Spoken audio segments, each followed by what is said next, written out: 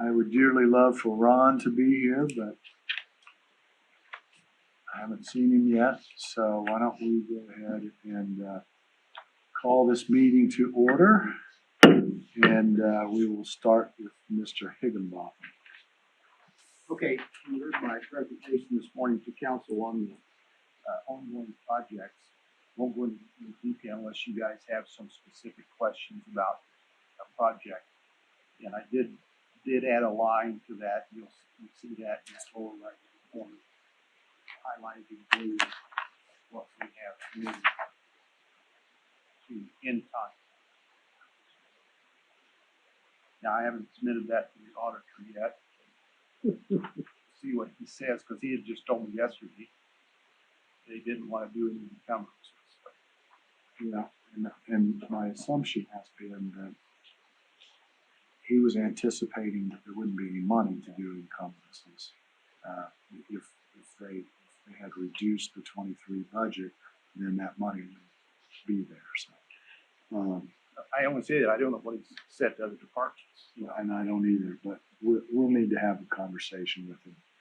If he comes in, we'll talk to him about it, and if not, we'll go visit him. But, do you have the paperwork in progress for the encumbrances? Okay.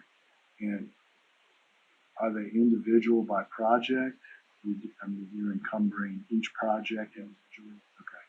And I thought I thought I should do it that way because they're separate contracts. I think so too. That way you can track it. Good. Yeah. Okay.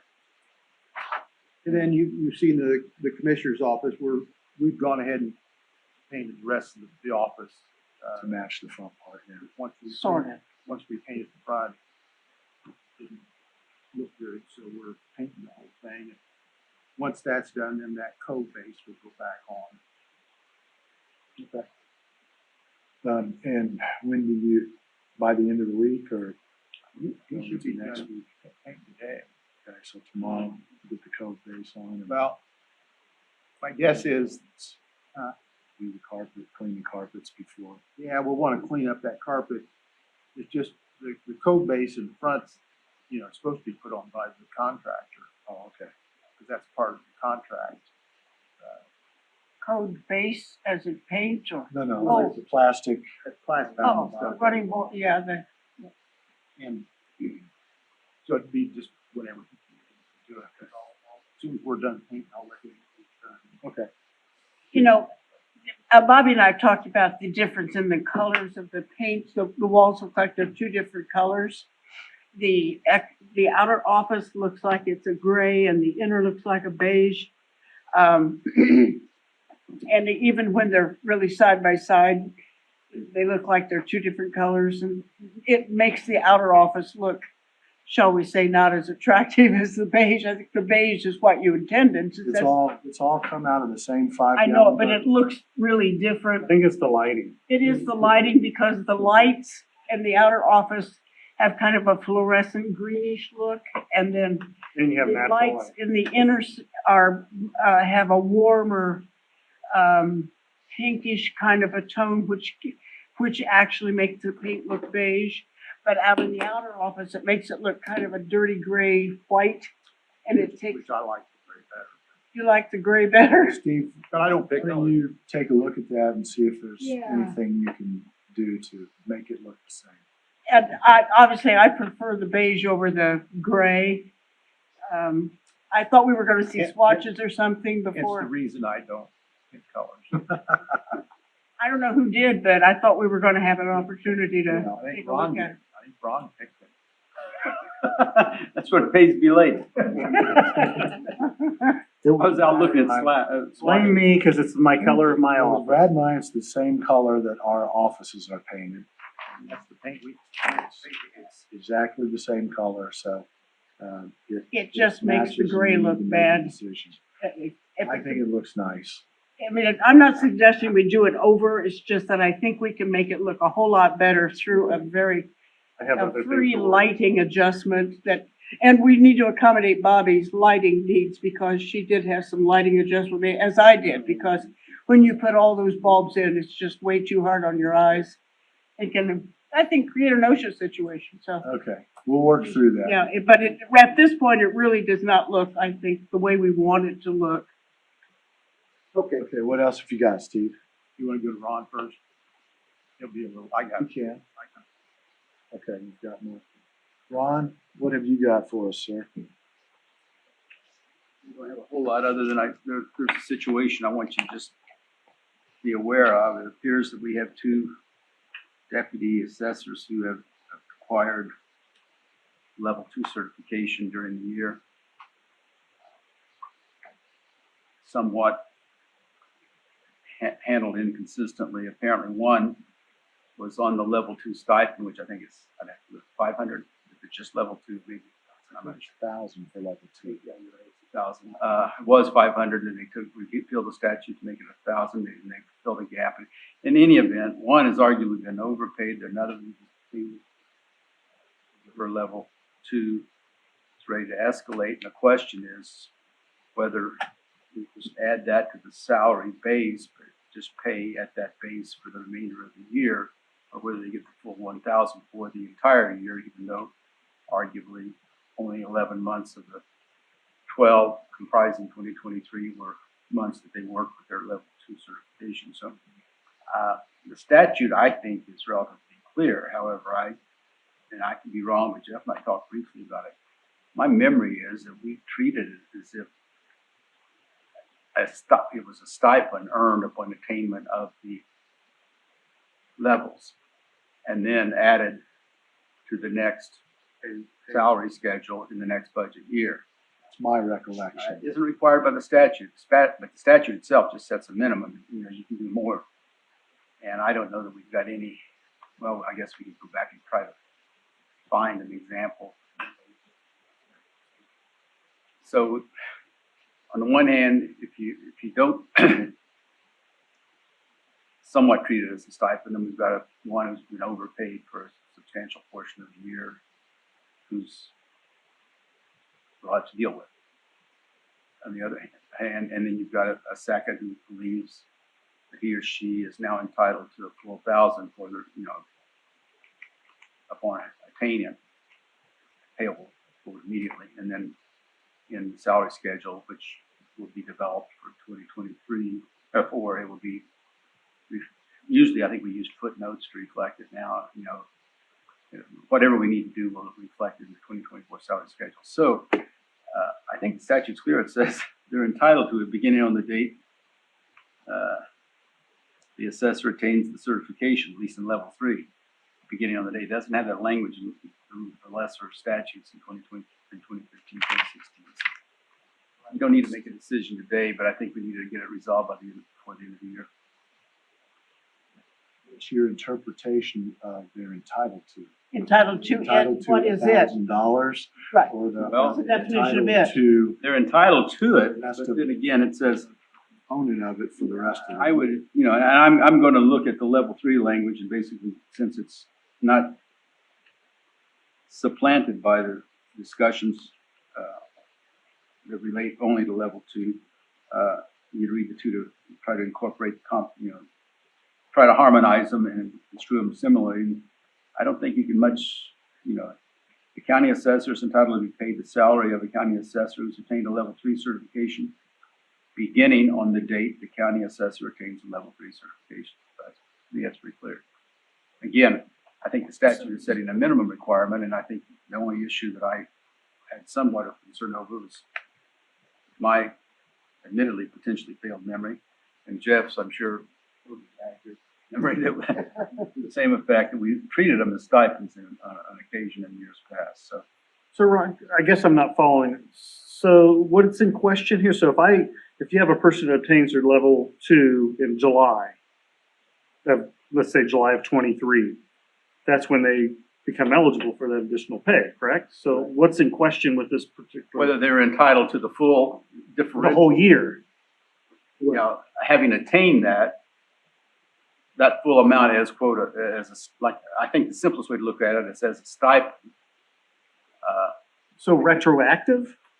Well, Or from the date that they obtained? I look at it as if you obtain it July, then it's from July until December, then it goes into the salary ordinance As do next I, year. as do I, as to what the statute. But they're saying they think it's retroactive back to January 1? No.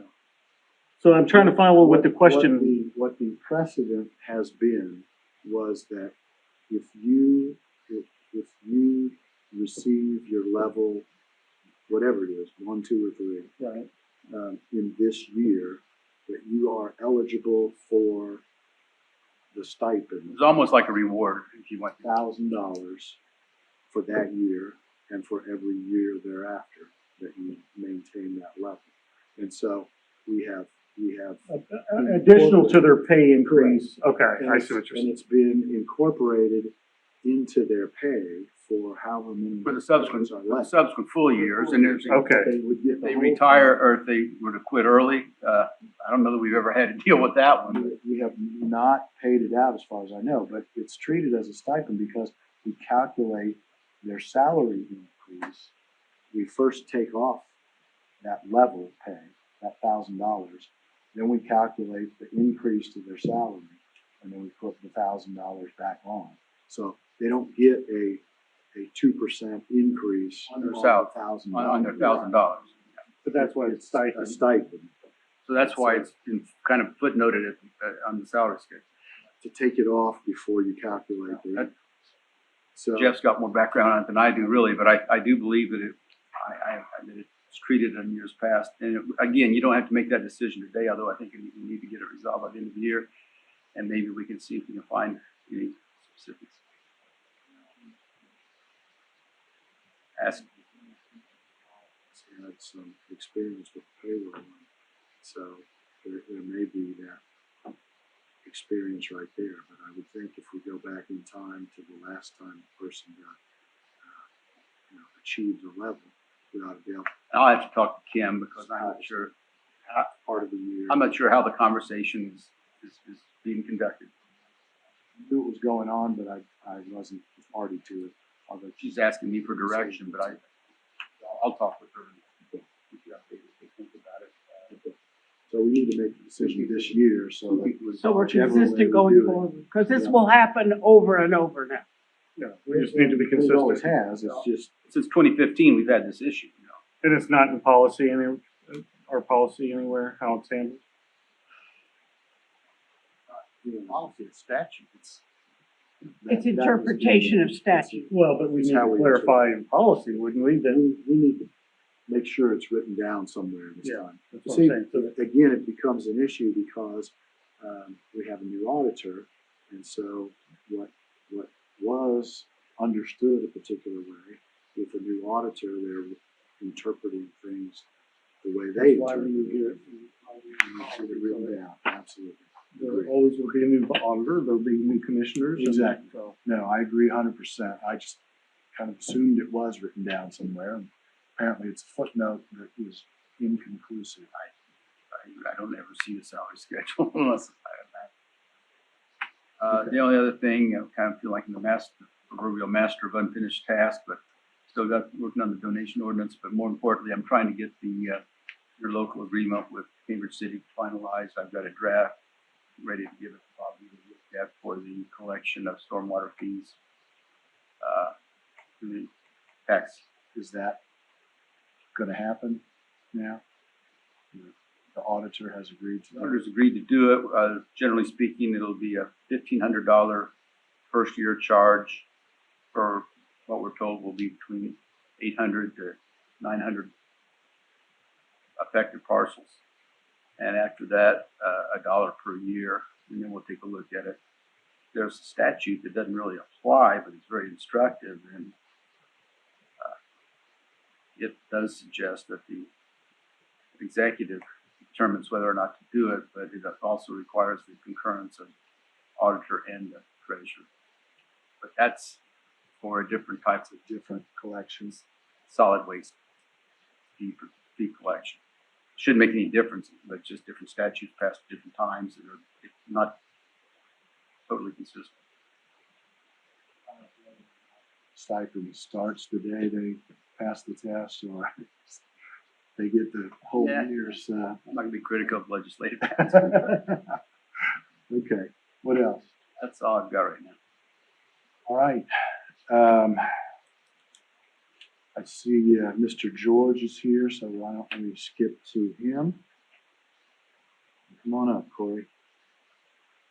Good to see you without the boot on. Thank you. Feels good. I'm just half in and half out, but better than the whole time.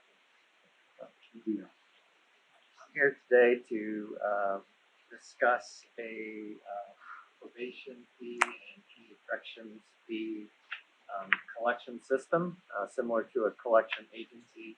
There is a program that's offered through the Association of Indiana Counties called TREX, Tax Refund Exchange and Compliance System. It's a system in which individuals that owe past and delinquent probation and community correction fees can be identified through the Indiana tax collection process. If they owe us fees, there's a match in the system. There is a fee that an individual would have to pay to the Department of Revenue if we utilize this process. There's a fee that they would have to pay to the Indiana Association of Counties, but then the reason I'm here, we would intercept their taxes and get the amount that is owed to all which is court ordered. So it's mainly a system that helps identify and collect delinquent probation charges. That's been an issue in the past, hasn't it, collecting? Yes. We do our best that we can. Obviously, these individuals are under our supervision. Their fees are court ordered. There are times where we are very successful at collecting those fees, and there's times that we aren't based on a variety of factors. When individuals terminate from probation, we have ongoing efforts through information, letters, notices that, hey, you still owe this. Oftentimes, thankfully, individual circumstances change and they make good on those past debts. Will change an individual's satisfaction from probation unsatisfactorily to satisfactory. That's the only reason for which we did not terminate them satisfactorily, so there is some incentive. But in essence, this is an opportunity that I heard about from a colleague in another county. It's organized by the Association of Indiana Counties, so we know it's a good process. I've had conversations with them, but ultimately there's a memorandum of understanding here that you all would have to enter into that would allow us to set up the process.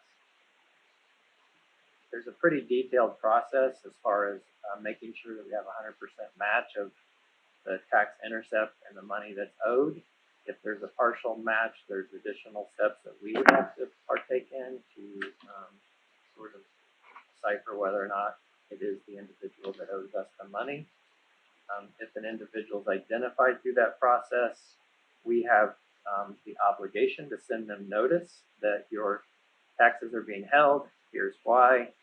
If you satisfy these requirements directly to us, you do not have to pay the fee to the Department of Revenue or AIC. So they have an opportunity to do it. If they choose not to, and a certain amount of time passes, then that money will be intercepted. I have a question on probationer who is filing a joint return. If the interception can intercept spousal returns as well. If, say, for example, the individual who owes the fine has been incarcerated most of that tax year, but the earnings have been from the spouse who's filing a joint return with the individual, does that still entitle the interception to be made on the spouse's return? Honestly, I'm not sure. That's a good question. It just is a matter of fairness. I don't know. That's one that I did not ask. My assumption and understanding based on the conversations I had with AIC, it's a pretty rigorous process.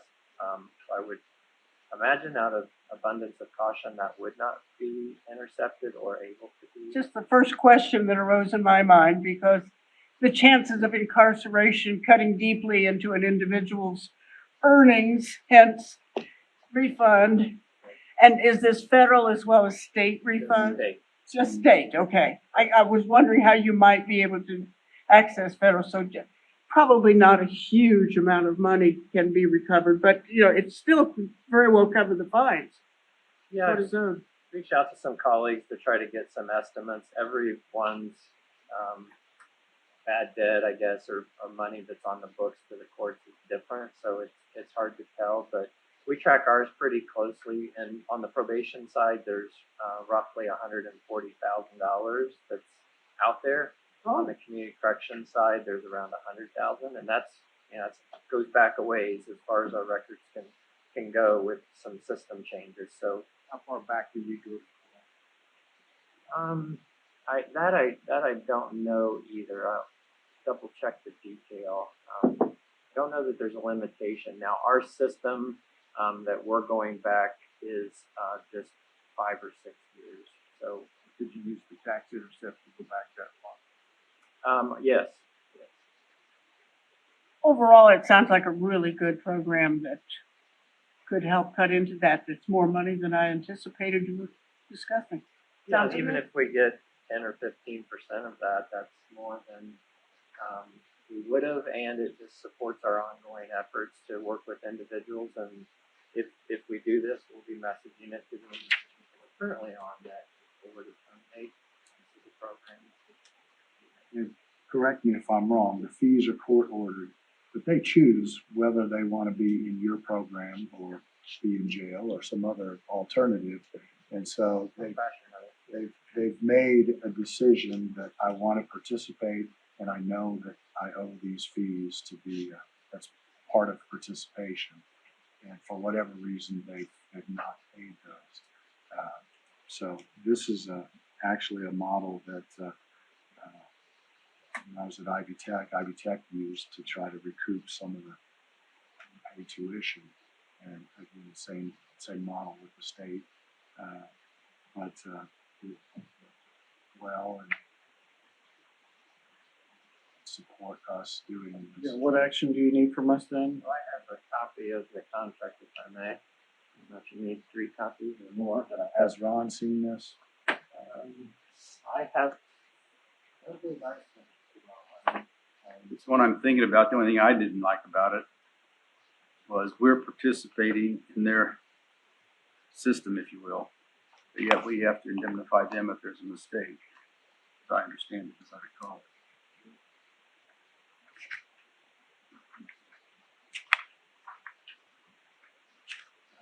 There's no immediate need to adopt this today, right? So we give Ron a week to look at this and make sure that he's comfortable. Yeah, that's fine. Yeah, Go from there.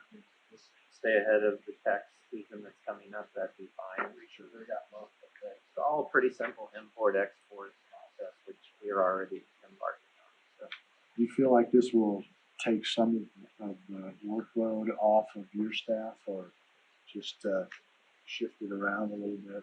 Shift it around, yeah. All of this would be for individuals that are no longer on probation, and there is a small amount of labor that's involved in this, but it's money that's owed. It's the right thing to do. It saves the taxpayers some money. It's partially funded through the probation user code. So, and if it doesn't work, Okay. Well, let's let Ron take a look at it in the coming week. And I guess maybe I was confused. I thought some of the vetting was being done at the state, at the clearing, they call themselves the clearinghouse, but it's basically AIC, I think. I thought they were doing some of the work. And like the way I read it now, it looks as if they look to us to do all the vetting. So we are, in fact, in making a representation. We comply with all the provisions.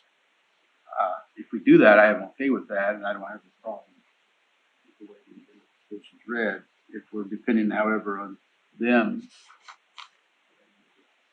stabs of notice, what have you, that may want to be folks some actually side. send out the letters and That's on make the us, yeah. contacts. and then we have a process in which we then have to verify or infer that we did those things in order to kind of put in a hold status until those steps are taken and individuals are given the opportunity to pay. There's a certain amount of days that have to pass. It sounds like there's a lot of checks and balances built in, as long as there's a mutual understanding of who's gonna do that. And if we understand, and we're in a position to do it, I feel more comfortable than depending upon unknowns in Marion County. So you're comfortable with us? And I've seen this before, I mean, It's approving this then today? Make the motion that we approve it, or sign it for. So it would be, you could exercise some judgment regarding the joint return. There's just something that seems a little bit unfair about the individual who owes the county and seizing the refund of the innocent spouse, if you would. There's something about that bothers me a lot, because there's more than a pretty good chance that the individual who actually owes the money would be getting the fine paid by the innocent spouse.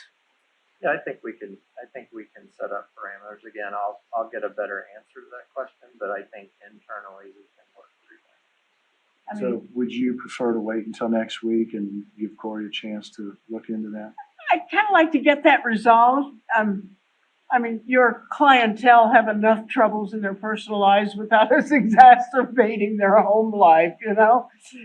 It's governmental interference into interpersonal relationships should be held to a minimum, I feel. But you could also look at it another perspective. If the husband and wife are working, she's probably helping paying the user fees from that perspective too, so.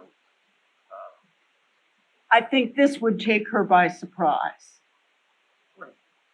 Or not? For him, For him, for him. Or him, right? we serve. Him or her, right. I guess I'm assuming, yeah, your client is male and the spouse is female, It's but not a safe. not a safe assumption, especially in this world today, so. I would kind of like to get that question examined before we sign off on it. And so I guess my question to you would be, if in fact the process is that they would take the refund of a married filing jointly couple, you would be opposed to it? I would like for judgment to be able to be exercised on an individual case without it being so arbitrary that it would always have to be exercised. I think we can. I have no problem with taking it if it's. I don't either. I mean, they're If I benefiting had something, from- went out and got a collection, they're gonna come after my tax returns, my wife. Absolutely. That's my problem with my spouse, not the collector's problem. So I have no problem with pursuing, finding out more about it, but it is not a decision-making issue to me. So I will second Brad's motion. Any further discussion? We're taking action today without resolving them. I'd still like to get I'd like to go forward with this. That doesn't preclude you addressing that question, right? Even No, We're you can still still gonna answer it. investigate that. okay, I just don't wanna delay it when you give them time, extra time to get things The middle going. process is locally controlled, and they can factor that into their criteria, or some analysis, or some discrete examination of the situation. And Kick it down the road, we can do it now. we have other similar programs in place that are, I have a lot of problems with, the biggest being the intercept wages from county employees for tax obligations like real estate or what have you. So, the system isn't perfect, but if Corey's assuring us that we've got really the local control and thumb on the scale, I think that's important. And that's want what. eyes on individual circumstance, rather than it being so arbitrary, that heavy-handed government doesn't always kick in. But everybody gets a chance to do it voluntarily, so if they choose not to, then somewhat they're the master of their own destiny. Okay, well, I'll support this as long as we do address this and have some local eyes on, yeah. There's a motion and a second. Any further discussion? If not, all in favor of approving the Trex process, please signify by saying aye. Aye. Opposed, same sign. Motion carries. Thank you, Corey. How many copies? We can sign do you these need? right now, if you, how many? That's up to you all. I brought enough copies just in case, but, I think they will probably want an original or sounds like I think you guys usually do, so. Yeah, we should file.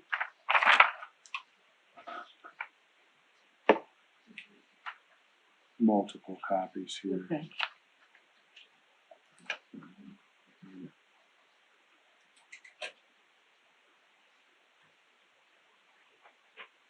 Might as well do three since we've got three. They sign it, can I get a copy of it after AIC signs it?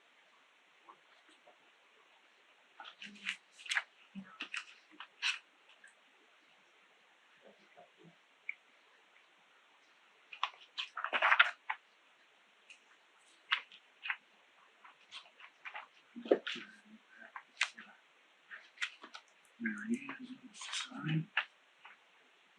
This one. Is that that on there?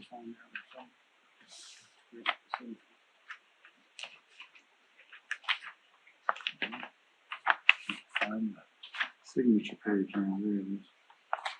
Okay, that's got three. We still need the auditor. And three, we just need the auditor, and then they'll go to AIC for signature. Thank you so much. Okay, thank you very Thanks, Corey. much.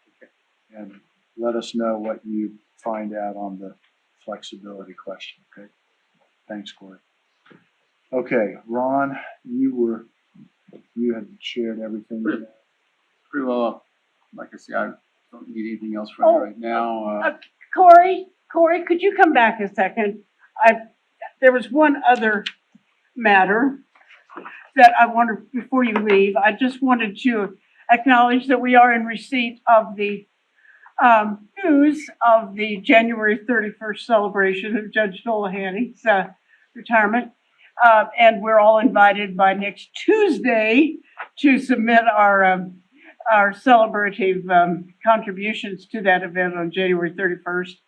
And I've been trying to think what we could do in 6 days that would be appropriate. And just about all that commissioners do in situations of this ilk are to adopt proclamations. I mean, we could declare it Judge Dolahanty Day throughout the land and call upon all the citizens to celebrate Judge Dolahanty Day. I don't know how you would feel about a proclamation in that regard, and Fine with that. I appreciate that, and I'm sure he would as well. And I'm certain that we can extend the time. Magistrate Lewick had sent an email with some information on videos or memories and such.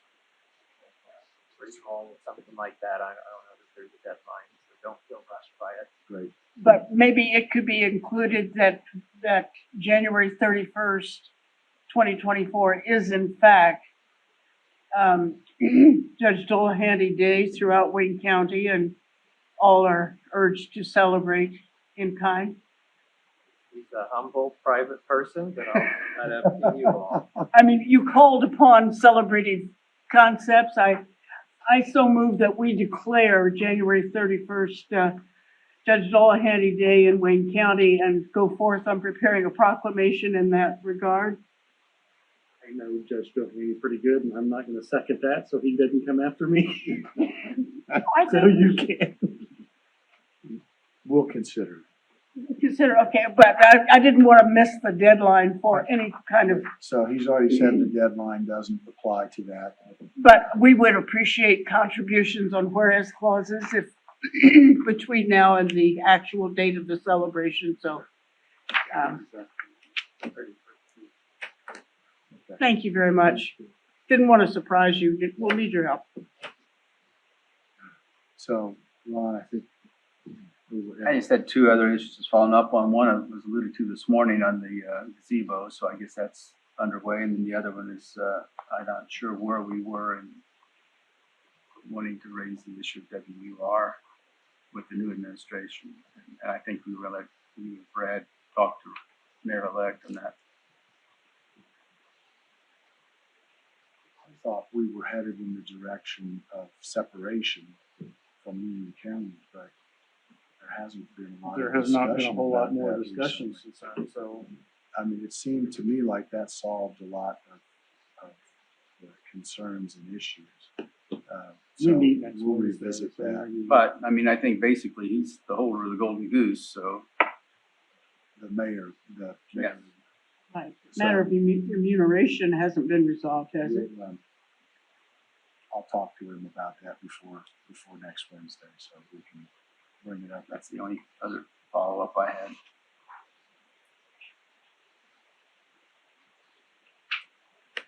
All right, Steve, let's go back to you. Brad discovered that we had no lights in the lot. They've been that way for several months. Just a little history, if you remember, those two lots where the health building built.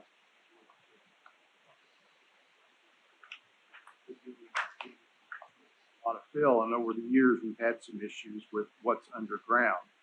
The jail drainage system has been repaired several times. Remember, we dug up lots of underground pipe, drain pipe in the kitchen because it had collapsed underground. Remember, it actually fallen.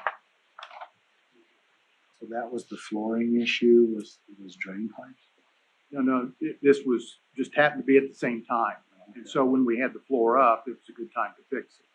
And it required, because the sanitary and gray water drains, when the fill settled, the pipes would just collapse. Stuff would just collapse. Then we had the lights in the dog bone, we call it, and that's that island in the health lot. In front of the health center there. Same issue, the conduit that served that. Remember, the power for those lights is served from the jail because the health building was not there when that parking lot was built. So the power comes from the jail. So the conduit that was serving that island, it collapsed. We had that fixed. Same thing happened to the lights, that light flagpole to the jail. We fixed that conduit at one time. And then there was an issue several years ago when we were running our internet from across the street too, that it also collapsed and had to run new conduit. And then if you remember, was it last year before last, the street actually sunk out there in front of the jail. So we've had this problem before, and here we are again with another section of lights in that parking lot.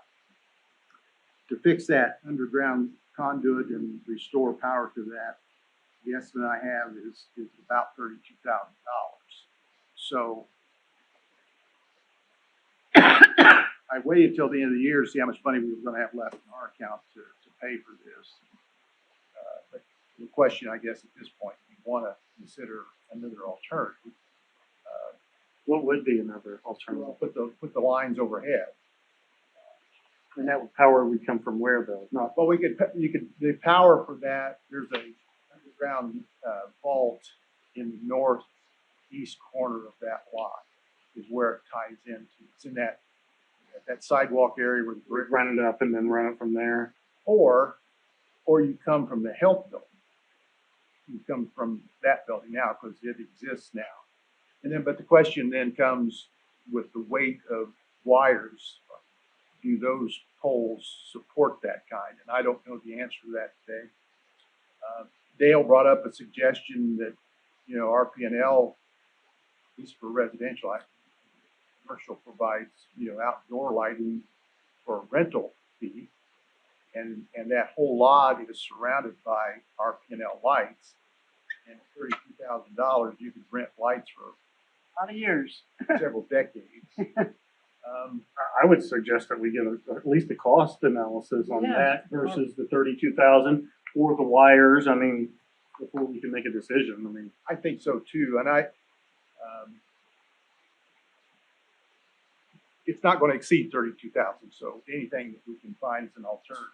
Why don't you look at those two alternatives? If you One remember would be when- with RP&L When and we two bought the wires. remember when we bought the U.S. Bank lot, we actually separated the services, and so there's actually a meter for those lights in that lot. Huh. Because they were served, it was served by the by bank. US Bank, and so we needed to separate it off, so we actually installed an outside, or a meter base there just for our lights in that lot, so to me, that's a possibility too. And while we're looking at doing something, are those still the old sodium vapor lights? I don't think, you asked me that, and I know the street lights of RPNL are, because they got that orange tint to them. My guess is ours are still, mercury vapor, if I had to guess. So Those should are- we at least Those would be put in the early two switch thousands, into halogen? You know, our P and L will be updated. or LED. Yeah, I don't want to go to halogen. LEDs probably would be better. So, anyway, that's where we are, and I think we need to explore some options. Absolutely. And Next we year don't by have a the lot of, parade, we might have lights out Just give me there. that date, so I'll shoot for that. But when we switch to daylight savings time, it doesn't become an issue. No, but during the winter, when it's dark, as people are leaving work, or even coming to work in a lot of cases, it's gonna be dark over there. And we're getting ready to implement our new parking policy, which is gonna assign people to that lot, so And that lot will be striped, as we the can weather move breaks. forward somewhat expeditiously to. Okay, I'll get you a couple more options on that. we're 2 weeks from the sunrise being as late as it could possibly be, and it was up before 8 o'clock this morning. So there's very little A lot of people sunrise come in to the work darkness. at 7:30, And some at 6. I know, some at 6. but are there very many jail workers that use that lot at night? The night workers park on the jail property, don't Yeah, they? they park along that. So, I mean, in 2 weeks, the days are gonna start getting longer, so I think we can take the time to get some options explored. I'll definitely get it for. I like making this RPNL's liability because, And I don't know whether they have a commercial. I don't know the answer to that. So you find out for us. I will. thank And you. then the gazebo, the Farm Bureau donation gazebo is built. Mike is preparing the crushed stone pad today, starting today, and it should be done this week. And it is slated to be delivered next week. I don't know the details. I assume, I don't know whether they paid for it yet. I don't know whether they'll deliver it before they pay for it. So, is Max the point of contact? Yeah, but I'm assuming it's I don't know. been paid for. I don't think they'll deliver it until it's paid for. Yeah, they're not, I would think they're going to, but. But it's, we talked about having it delivered next week. Have you looked at having power available for the gazebo? At least some plugs. We talked plugs and about maybe that a when we light. were Oh, it needs power, yeah. Because there's 2 points there we talked about that we could run power from. Yeah, obviously there's power there. I mean, it's just a matter of getting it there. The placement of it, there was actually a call before you dig done by Comcast just a couple weeks ago because they were running a new internet line out there, and Don't so- cut that. I know, don't cut that. So right to the west of where we put, where the gazebo is going, right to the west is an underground telephone line that serves. Don't cut that either. Yeah, so we didn't want to get there. To the east of it is that nice looking tree. It's a nice looking fir tree, which I visualize decorated for Christmas and have the gazebo decorated. I didn't picture you as a real Christmas decoration kind of guy. I do. I really like to decorate for Christmas. I don't like Christmas, but that's another. It's probably just a humbug It's to a you. bit okay. And I'm another year older on that day. too. Oh. Yeah. Christmas baby. Christmas. Me and Jesus are like this. Not if you keep saying you don't like Christmas. And then behind it, directly behind it is a water line. So we were kind of, where we put it is pretty well where it's gonna be. So anyway, And where is that exactly in relationship to Coleman? okay, so you know where Coleman is, and you know where that, I call it a crossroad, if you will. the road that goes behind Coleman, and then if you go south, it goes down by the stock buildings. So it's that intersection right there. Southwest corner. Southwest that corner intersection. intersection. On the So First it's- Bank Expo Hall corner, Yeah. very high visibility Yeah, location. and it was either there, the initial one was to put it on the other side, but we have a lot of flooding on the other side. So Yeah, that's always a wet this would- spot. This would work better, so that's where it is. Okay, And then, this morning, Jeff, you spoke a little bit about, potential possibility of buying furniture, and we rent that. Our fair committee has talked about this. I know you folks have talked about it a little bit. And just to give you some numbers, now this kind of got kicked down the road a couple of months because last year we received our money from First Bank in last of October. And now it's coming this month, so we don't have it yet. And that's kind of why we put this off a little bit. But just to give you some idea of if we went down this route, this little paper here that I've got for you is some examples. And that page 1 there, and that number I put up at the upper right-hand corner is what those generally are renting for. And I've got these prices from places in Dayton. So folding chairs like that rent for $1.95. A rosin chair on page 2 is about $2.95. Chair like that on page 3, which is a padded chair, it's $4.95. And a little more decorative chair, like you see at a wedding or something, they go up to as high as $15 a chair. And so then on that next page, Get any takers for that? yeah, on that next page then, if we bought a padded, this is a 2-inch pad, stack chair, and again, just depending on where we get these from and what colors, you're talking 36 to $40 a chair. $95 a chair or whatever we set that at. I'd like to look at a 2-year payback so we're constantly replacing these chairs. Haley, purchase, I mean, these 36 to 40 purchase price? now say it again, What $36, what did these To black buy chairs cost? 69. These are 4-inch pads. And so So a this is, 2-inch pad is roughly half price? Yeah. So the money's in the pad, not the metal Yeah. structure.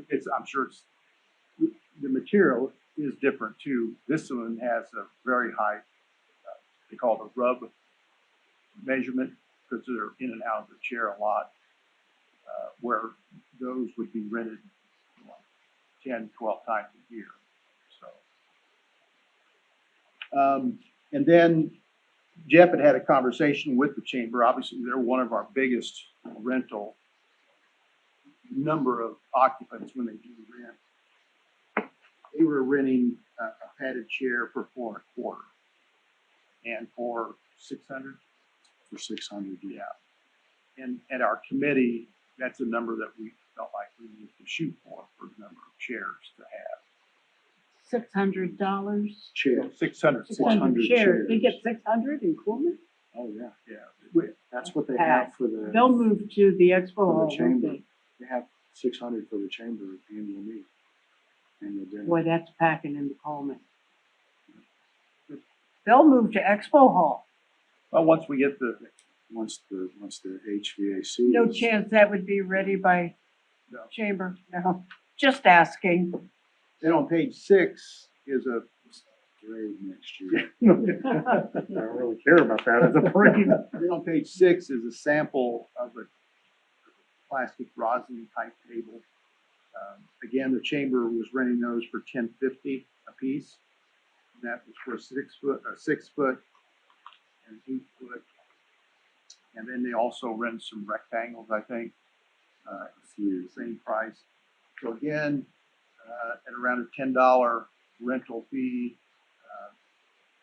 The next one is, Those are like $100 a piece? About 150. It depends on the thickness of the Quality. rosin. They can go all the way up to 250. So again, it depends on where we land on quality. But they are lightweight being rosin. Yes, yes. So it's good on our personnel's Employees, backs. yeah. Yeah. And they were talking 75 round tables, and they also rent, as I recall, tables for 8 and 10. Which is a bigger round table. Yeah, they can get 8 at a 5-foot table and And 10 at a 6 foot. 10 at a 6-foot, I think is the way that went. So we're looking at, 75 to 100 tables. And then also having available rectangle tables as well. And I would still suggest that I've seen some places where they will sell like 10 tables in a package that Yeah. has a cart with it. So you can move the tables with the cart to where you're gonna set them up. And particularly if we're buying, let's say, a setup for 600 or 800 people, we need sometimes to move them back and forth between those two buildings, depending on which one's being rented. And we discussed that with Brad, and we've worked that all out, that My point is, I don't think we want to buy enough tables and chairs to set up both buildings at the same time. no, we At least discussed not that. That initially. just doesn't happen. Yeah. Yet. And then page 7 is the example, and I guess there are some, and I don't really remember this at some of these events, but they do have high top tables for standing. They do. They have a few of them, like in each corner, they have 3 or 4 in each side, so. The rectangle tables are rented for about $10 a piece. We do have some decent rectangular There are some. tables. This isn't as urgent as the rounds. No. The rounds are much more. And then on page 9, that's just an example again. That was from the same place that we bought these chairs here in the chamber. This round table was $150. And again, if you're renting it for $10 a table, you're looking at renting it 10 times or 15 times to get your payback. So over a 2-year period, I think you could get that pretty easily. And then one thing that we really missed, I guess, being able to rent. We do have a stage out there, and this is starting on page 10 is a rental schedule from one place.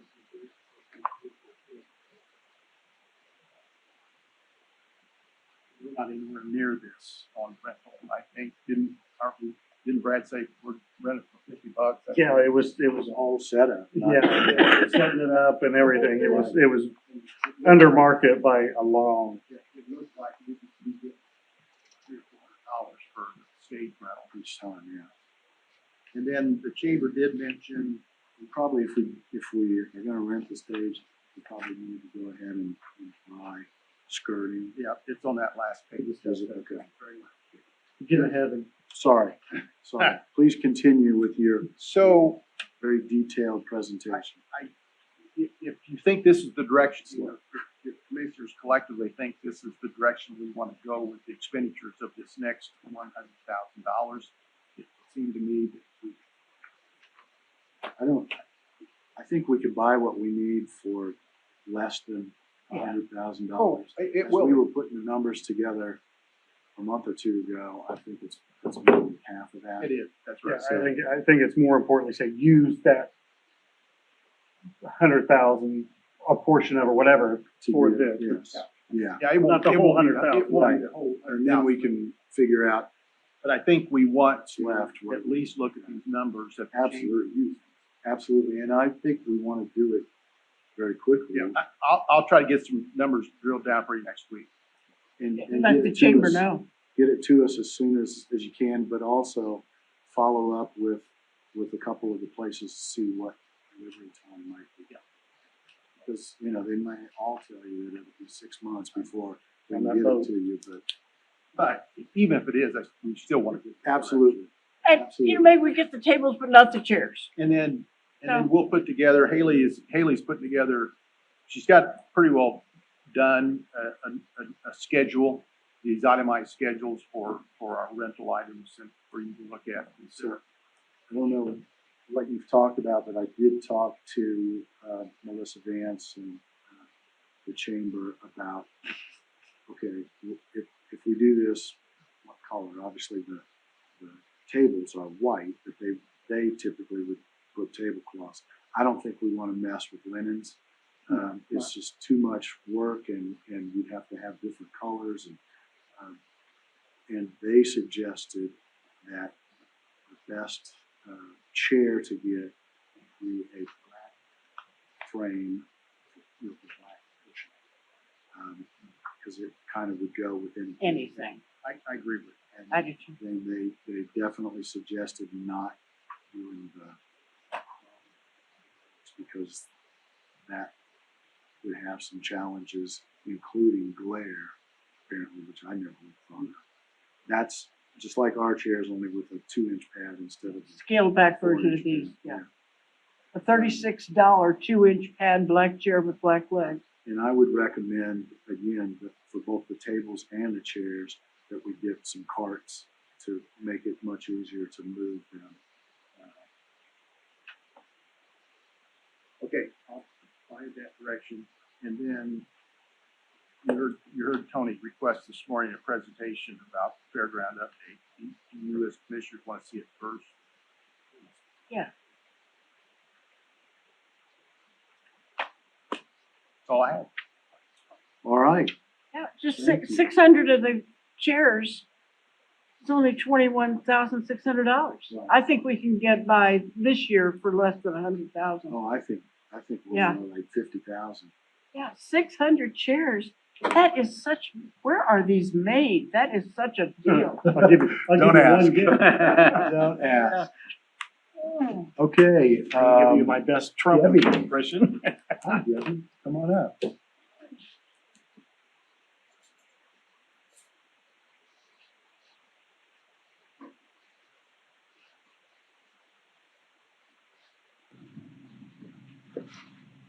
Okay, so the reason I'm here is it's that time of year again. We love Christmas, Steve. Bah, humbug. Oh, So I'm requesting that the commissioners allow me to shut my office on December 20th from our lunch hour period, which is 11 to 1. We will hold a Christmas celebration, staff pitch in for all 3 of my offices. But we will be on site and we'll put signs on the other 2 offices to come to voters where we hold our celebration in case someone needs immediate help. And we also post signs within the elevator that week so that people know, that it's on a Wednesday. So So, you'll post that about a week in advance. yep, and we'll let the judges all know, so How many years have you done this? long 10. time. 10. 10 years. This is my 10th year. I move for approval. I will second only if I'm invited. Okay, yeah. We need someone to blow the whistle to do our relay race, so we got to volunteer. Be your man. We have a motion and a second. Is there any further discussion? Hearing none, all in favor of the motion? They're gonna relay race on county property. I don't want any workmen. No running. No running. Aye. All right. Aye. Thank Any you. opposed? Now, before you leave, Merry Christmas. Merry Christmas to you. with Yeah. 2 things. Okay. Number 1, we're having our own Christmas party. I know. Not our own, but for the entire employee community. And we certainly hope that you will join us for that next week. Well, I will not be able to because I'll be at election conference Well, on the 13th. I hope you extend the invitation to your staff. I have some participants. They're bringing food, Jeff. I know you're And I interested in will that. eat a piece of pumpkin pie for you. Oh, thank you. I appreciate it. I appreciate it. Second thing, give us the status, if you will, on election equipment. On election equipment? Where we at For next year. I did talk to the Secretary of State's office because, as you know, I've made a request to the Secretary of State for a portion of a $2 million grant that he has, for election equipment and other election needs that some counties may have. A lot of the offices, those applications were to be in by November 30th. Ours was in middle of September, as soon as, we got notified. My request is for $138,000. And he extended the deadline till December 30th. Now, where that's going to be a problem for us here in Wayne County is the price of that equipment's going to go up on my quotes that I have. January 1st. Mm-hmm. Yeah. So our vendor is saying, you really need to order that as soon as you can. So, So, one of the issues and the reason I wanted to talk to you about it today is when we had our elected officials meeting, mhm. you suggested we need $150,000 of ARPA money to pay for that Right. equipment if you didn't get this grant.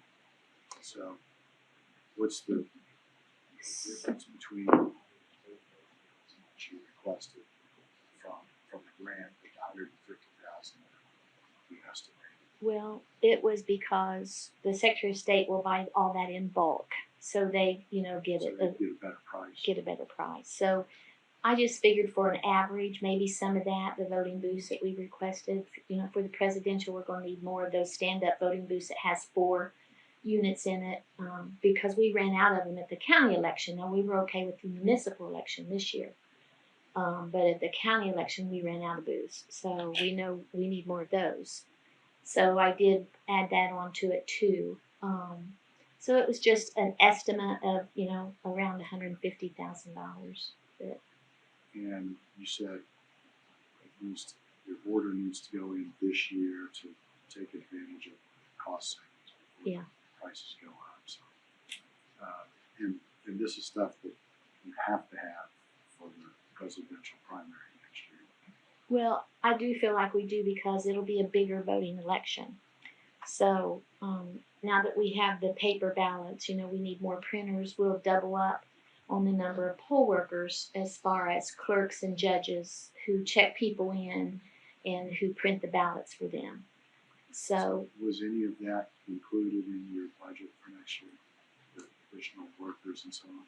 oh yes, the additional workers. Yeah, Not for any equipment. not for equipment. 150,000 is just for equipment. Yes, just for equipment. Questions for Debbie? And it may be a possibility, which I'm sure I can call Secretary Morales and see if we bought that, if the county could be reimbursed rather than, It's worth a try. yeah. But we'll get through our election one way or another, but it's making it a lot better for our voters, if we can facilitate them, to have the equipment and that we need to have for the election. Okay. I do have one unrelated question. It's hard to believe, but correct me if I'm wrong, but in a little more than a month, the filing will open for the primaries for 2024. Is that right? January the 10th, yes, That was ma'am. my question, is January the 10th again, that you will start receiving filings for Candidates, the primaries of 2024. correct. And the filing deadline for those who wish to run in 2024? I don't have that with me. I wish I would have brought It's that about calendar. 30 days or so usually. Yeah, I think it's February the 10th, but it might be February Long the in 9th. there. It's about a month, Yeah. but Yeah, in about a month, yeah. And people can start. again, I'll collaborate with Purdue to have the training for people who are interested in running, for a position in the county. Necessarily doesn't mean they'll want to be in that election, but if they ever want to run for mayor, in the future or another position, then we kind of show them what the packets are and talk about deadlines that they have to meet.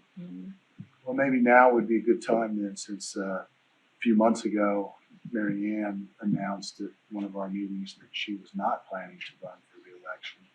That I should announce that I am planning to run for re-election. We have, as you all know, we have a lot of things going on, and I'm right in the middle of all of those. I would dearly love to be able to see those things through. I really feel, and I said this morning to council, we're on the verge of some real strides in improvements to Wayne County and taking some major steps forward. So I will be a candidate for re-election. Well, good. I'll look forward to you coming in. January 10th, I'll be there. 35 days. So 371 days, I'll be no longer clerk, so that I cannot run again, because I'm term limited. So I will be clerk. I think I'm the longest sitting clerk in Wayne Probably, County 'cause for you- 11 years because I was appointed That's right. the first ones. But one thing that would be nice if I could bring it up, related but not related, is if at our Kuhlman Center we had a generator so that if the lights go out, people can Please. vote. Please. Please. That might be Ron a good thing. agrees with you. Yeah, Ron.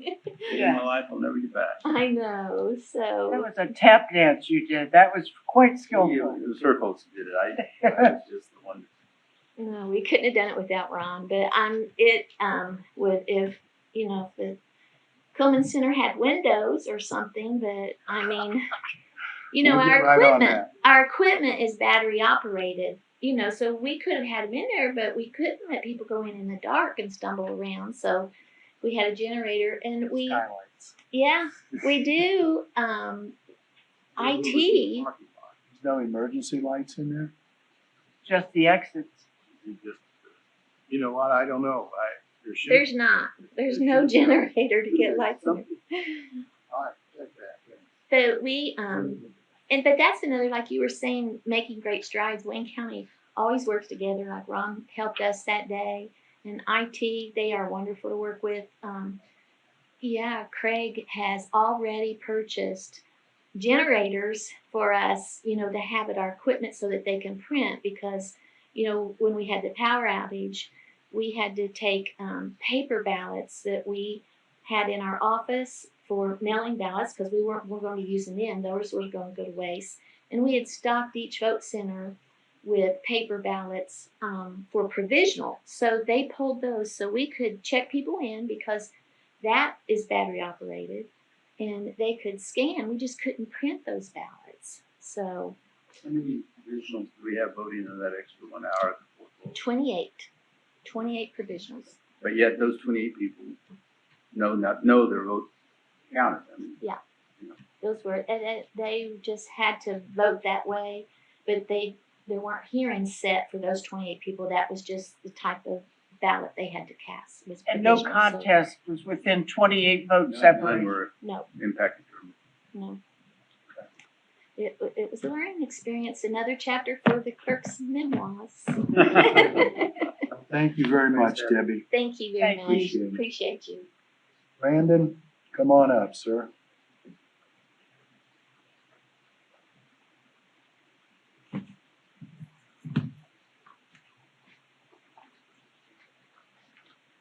She's been clerk about as long as you could possibly be clerk. Yeah. Thank you. Hello. Good afternoon. I'll make this quick as I can. We are ready to advertise for our Bridge 160 project on Brick Church Road, which is north of Jerry Myers and south of Piney Road. We are just doing a deck replacement on that bridge. So we've got the contract documents completed, plans are completed and have been approved. So I would just request to advertise starting December the 13th, and we will run that and do the bids on January the 17th of 2024.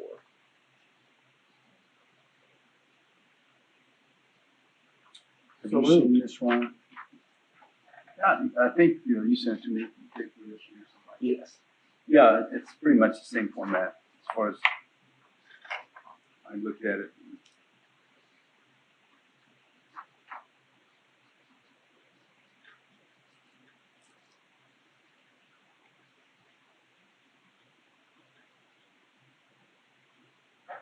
So this is just approving the advertising, Yes.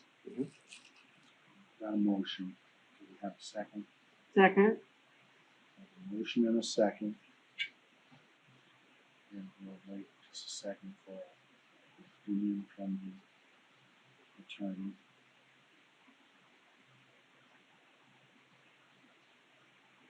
How long do you anticipate Brick Church being closed? We typically, set a maximum of 90 days, but I would think that this would probably fall on the 45 to 60 day Good, good. turnaround, so. Thank A little bit quicker than a full replacement. Just a deck is half, maybe. Yeah, or- Depends on the bridge, the span and, correct. So, it goes over a body of water called the Pronghorn Run. Do you know enough about the history of the area to know is that named after pronghorn antelope that maybe used to be in that area? I mean, you're a I'm not long sure. time Hagerstown family, so you probably know all about I can definitely research that for you. if you'd like. we won't have any SHPO problems, I hope, with the antelope lobby. that.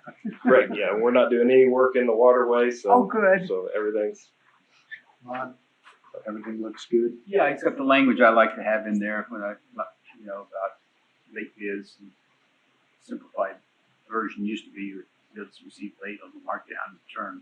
I really require the law. Federal funds involved, we get argued with young people. Through the language here, but it's open. If a bid has arrived late, but during the bid opening process, it'll be logged in with time of receipt, open, read aloud, and then you'll take it under consideration and look at the evidence to see if there's been any violations or any violence done to the integrity of the bidding process if that bid is considered. It usually hasn't been a problem, but I can recall once or twice where there was an issue. Thankfully, I think both times the bidder wasn't going to be the low bidder anyhow. All right, we have a motion and a second. Any further discussion? This requires all three of us to sign it? no signature, just, No signature. yeah, I think it's gotta be advertised twice, I think 2 weeks. Okay. 2 weeks. So if there's no further discussion or questions, all in favor of the motion signify by saying Aye. aye. Aye, opposed, same sign. Motion carries. It All will right. be advertised and Bobby will take care of it in the usual efficient manner. Sounds good. All right, thank you. Okay, Brad, you've got a few more minutes, so is there anything else besides claims? Next week, we will approve several appointments, we need to take care of before the end of the year. So I think we're ready to go ahead with claims. Have we heard anything from the health department regarding the citizen wants you to fill out that 1-year term of the citizen appointee? I think the expectation is that they, wait till the 19th meeting, hopefully they'll have something there. If They're not, gonna wait till their meeting? Okay. And the board, we could take that, they're gonna move before we meet on the 20th. So. Right, they've moved their meetings up to Tuesdays and they're going forward. So we can Oh, take that's action good. on that. On So the we could 20th. take action the 20th or the 27th. I'd just hate for us to be the reason why they don't have a full board.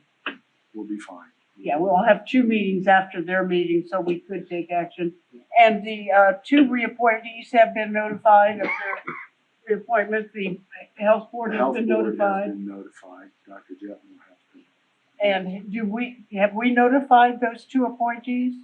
I think since there are appointees, I mean, it could be nice if those, our appointees are notified. We didn't quite close the loop on who I was can gonna do that. notify. I can do that. In the past, we've notified appointments of that importance in writing. I don't know if that, We can do- Let's go ahead with, well, I've just got, it was good to see the ARPA summary, and I appreciate you putting that on paper, to see how evaporation is occurring, and again, I'm concerned about the dump trucks, because in the past, that usual expenditure has been a part of the ongoing budget. I mean, the council has, Council budgeted it into last year for 2020.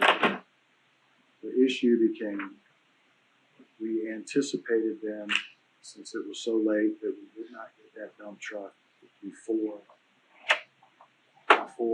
2024. And so we moved some of the money that was originally budgeted for the dump truck to be able to accommodate a couple of the health projects in East Germantown. So it was all money that was already budgeted. We simply now moved money back to the dump truck line item, which is called other capital equipment, I think.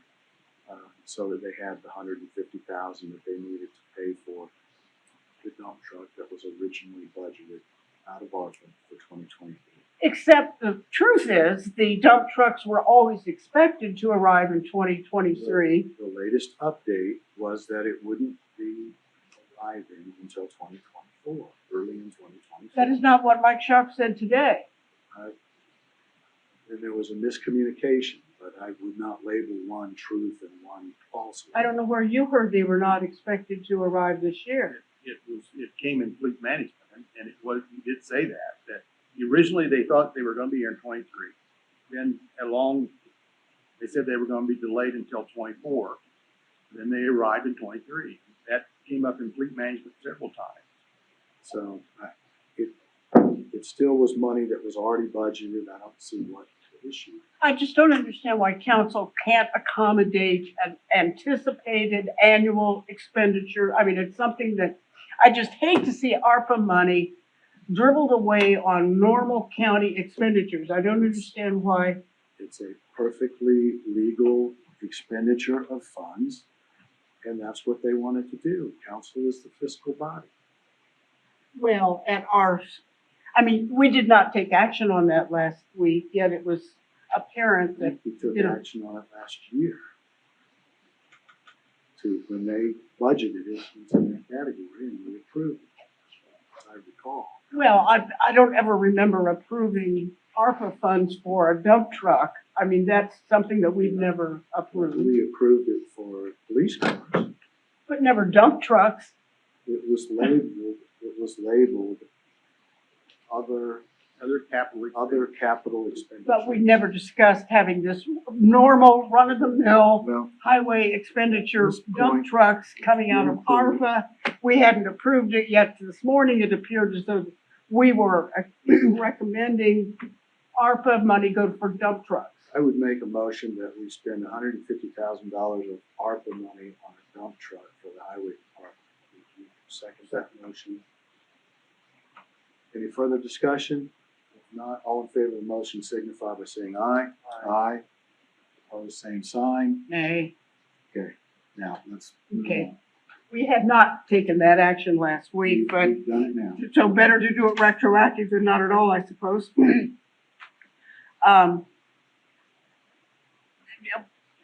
I think, the time is getting nigh, and you reminded everyone about the ticking clock on those ARPA funds. I've done that several times. And I'm hoping that the commissioners will have an opportunity to discuss We will have- again we will our have an initial priorities while discussion there's next still a week. little bit of the fund left. There's still a great deal of the fund left, and we will have a conversation next week. Hate to do it on dump trucks and filing cabinets, but, while there's still some there, I think we need to order priorities because there are some very I fine think we've spent a non-county. single penny on filing cabinets out of ARPA. So you see what I mean about, Real quick, so I can, I'm trying to. well, we have some excellent non-county government proposals that need to be addressed, and so far, Some of them the will be ARPA funds- addressed and some of them probably won't. But, every time you are not in the majority on a vote, it doesn't mean that everybody else has made the wrong decision. Well, but there was no discussion of having this routine dump truck expenditure come out of these precious ARPA So funds. let's move on to claims, please. Commissioners should have had the opportunity to discuss that. which we did not. Okay, move for approval of claims as follows. Jury claims dated November 28th. Regular claims including guardian ad litem CASA dated November 29th. Payroll retroactive dated December 1st. Federal taxes and perf dated December 1st. Done flex and garnishments dated December 1st. Quarterly state taxes dated November 29th. Boston Mutual claim dated November 29th.